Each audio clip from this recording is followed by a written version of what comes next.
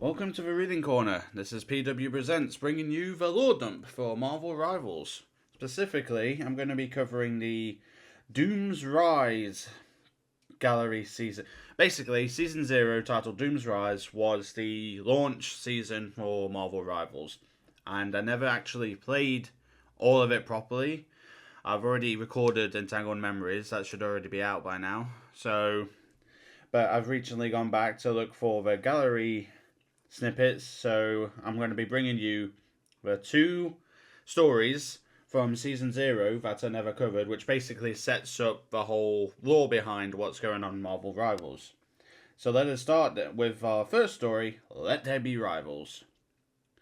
A passage from the Book of Doom, December 6, 2024. As I always suspected, no one cares about true freedom. No one, save for Doom. For millennia, humanity has caged atoms in quantum fluctuations, bound celestial bodies in gravity waves, and locked human genes at the pinnacle of evolution. Then we claimed freedom. Freedom to explore, to save, and become gods. Yet we are loath to admit that we remain shackled by the eternity of time. So Doom forged a cage for time itself. In my hands, reality became nothing more than a set of building blocks. History, a thread to be woven at will. But time, that mischievous child, outfoxed me in its play.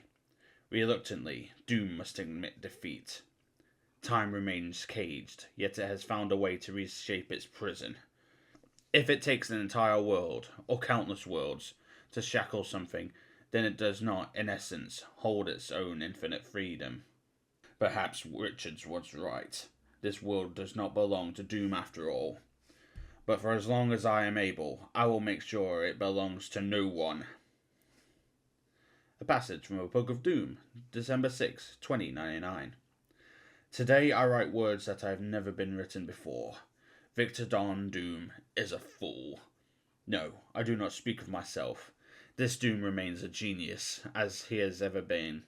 For how else could he have lived to see and to conquer this future world?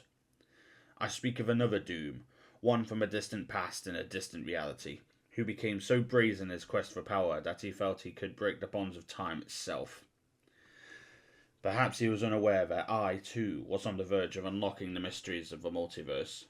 But alas, his pathetic efforts have undone my own, and now all realities are left to pay the price for his hubris. Our dueling experiments have ignited a chronocatastrophe, a wave of destructive energy cascading across the timeline, impacting every reality in new unique ways. Some collapse, some combine, others simply disappear. I dub those remaining to be chronoverses, as is my right. A far wiser and more experienced Doom, such as myself, could have become Time's master. Instead, thanks to this lesser Doom's meddling, I am left to clean up the mess left behind. Like some cosmic custodian, the dignity, such tasks are beneath Doom. Yet perhaps there is still hope that I can correct this grave miscalculation without staining my gauntlets. There are always so-called heroes in every dimension, and with the right motivation, they are easily manipulated into action. One Doom may have been a fool, but this one shall never be. Not when there are so many others eager to play the part. Next story is titled Your Biggest Fan. Hey there, hero. Weird question, but have you been hearing voices in your head lately? More specifically, a voice that sounds like it belongs to the coolest girl in the whole entire galaxy? If you've been wondering who in eternity's name that is urging you to victory as you face off against some of your most powerful friends and foes, look no further.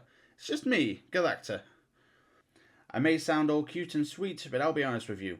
I'm not like most other teens. That's because I'm the daughter of a planet-devouring cosmic force known as Galactus. Oh, is that what she is? I always thought she was a variant of Galactus, not the actual... Okay, we've got the daughter of Galactus. Having a dad who eats worlds for breakfast can be a bit of a drag, especially because my pops passed his insatiable hunger down to me. The old man gets pretty hangry if he doesn't chow down on the reg, but I've been able to keep my appetite in check by nossing on powerful cosmic constructs instead of inhabited worlds. Gotta admit though, the older I get, the harder it is to curb my constant cravings. But there's good news. I finally found the perfect substitute for a planet-based diet. A powerful and pretty crystal called chronovium. There's also bad news. These bite-sized chunks of pure chrono energy are generated by the time stream entanglement, a cosmic crisis that could destroy all realities. Bummer, right? What's a grown girl like me supposed to do when the only thing I want to eat is a byproduct of a total collapse of space-time? I mean, the universe may be an all-you-can-eat chromium buffet right now, but if the end of all things arrives, it'll be nothing left to fill my tummy. Not even planets. Dad says I should consume everything and be done with it, but I'm trying to be a better devourer of worlds. So I decided to follow my head instead of my stomach. I preserved a small handful of timelines to help prevent the end of all things. At least for a while. That way, I can still get those tasty nuggets of chromium without having to worry about reality itself coming into a hard stop. Using the power cosmic to stabilize multiple dimensions takes a lot out of a girl, though, so I really can't do much more than watch as events unfold. Fortunately, there's been plenty of entertainment to keep my mind off things. You and your pals have been super busy trying to restore your realities, and you've come up with all sorts of weird, wild ideas so far. But none of you can seem to agree on what the best solution is. That's left to some pretty explosive battles, and I've had a front row seat to every one of them.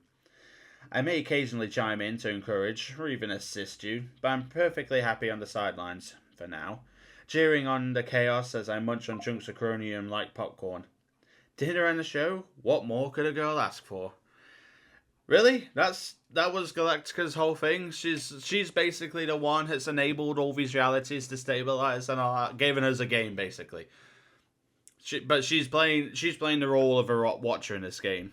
That's gonna be fun.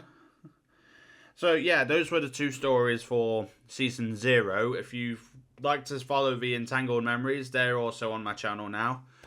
That should get you caught up with what the premise of Rivals is.